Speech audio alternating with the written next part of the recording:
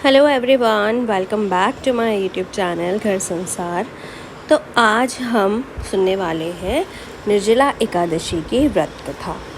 तो निर्जला एकादशी की जो व्रत कथा है वो इस प्रकार है। इस कथा को जो व्रत नहीं करते हैं वो भी सुन सकते हैं। व्रत नहीं करने वालों को भी इस कथा को सुनने से बहुत ही पुण्य की प्राप्ति होती है। तो चलिए फिर शुरू करते हैं।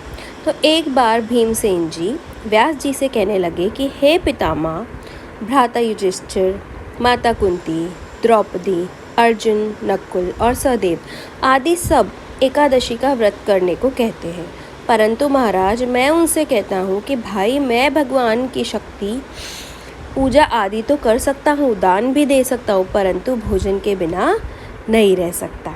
इस पर व्यास जी कहने लगे कि हे भीमसेन, यदि तुम नरक को बुरा और स्वर्ग को अच्छा समझते हो तो प्रतिमास की दोनों एकादशियों को अन्न मत खाया करो।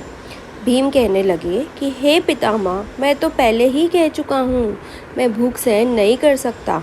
यदि वर्ष भर में कोई एक ही व्रत हो तो वह मैं रख सकता हूँ, क्योंकि मेरे पेट में व्रत नाम वाली अग्नि है।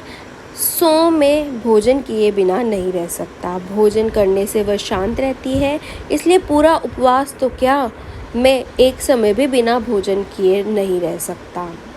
अतः आप मुझे कोई ऐसा व्रत बताइए जो वर्ष में केवल एक ही बार करना पड़े और मुझे स्वर्ग की प्राप्ति हो जाए।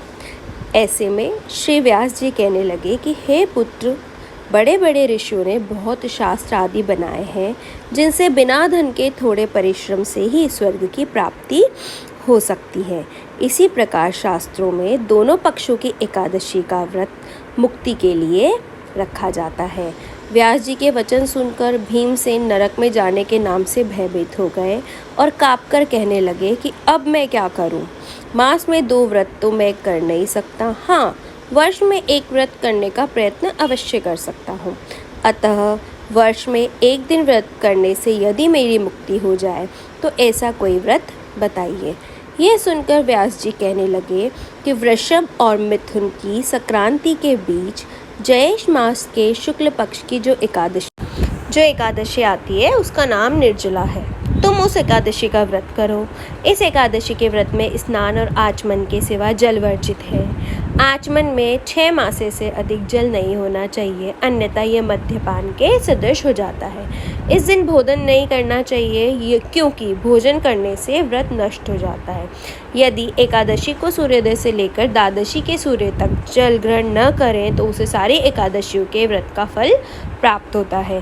द्वादशी को सूर्योदय से पहले उठकर स्नान आदि करके ब्राह्मणों को दान आदि देना चाहिए।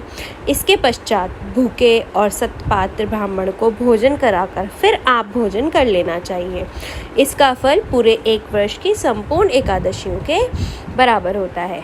व्यास जी कहने लगे कि हे भीमसेन, यह मुझको स्वयं भगवान ने बताया है। इस एकादशी का पुण्य समस्त तीर्थों और दानों से अधिक है। केवल एक दिन मनुष्य निर्जल रहने से पापों से मुक्त हो जाता है। जो मनुष्य निर्जला एकादशी का व्रत करते हैं उनकी मृत्यु के समय यमदूत आकर नहीं घेरते, वरन भगवान के पार्षद उसे पुष्पक विमान में बिठाकर स्वर्ग को ले जाते हैं। अतः संसार में सबसे श्रेष्ठ निर्जला एकादशी का व्रत है, इसीलिए यत्न के साथ इस व्रत को करना चाहिए। उस दिन ओम नमो भगवती वासुदेवाय मंत्र का उच्चारण करना चाहिए और गोदान करना चाहिए। इस प्रकार व्यास जी की आज्ञा अनुसार भीमसेन ने इस व्रत को किया, इसलिए इस एकादशी को भीमसेनी या पांडव एकादशी भी कहते हैं।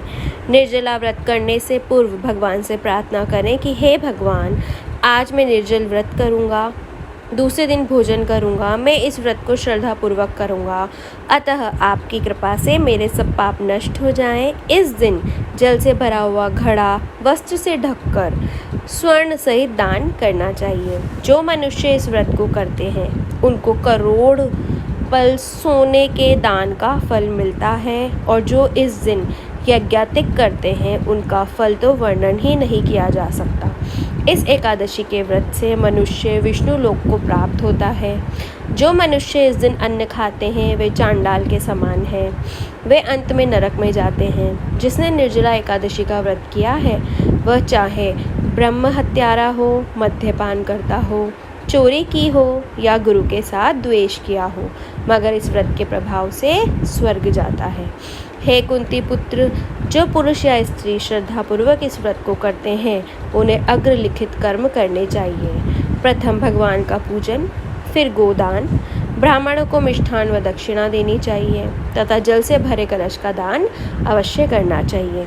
निर्जला के दिन अन्न, वस्त्र, उपाहन, जूती आदि का दान भी करना चाहिए।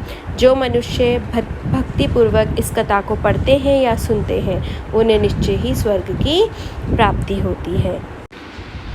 तो अगर आपको वीडियो अच्छी लगी हो तो वीडियो को लाइक कीजिए और चैनल को सब्सक्राइब कीजिए। ऐसी ही और वीडियोस के लिए चैनल को सब्सक्राइब कीजिए। Thank you for watching.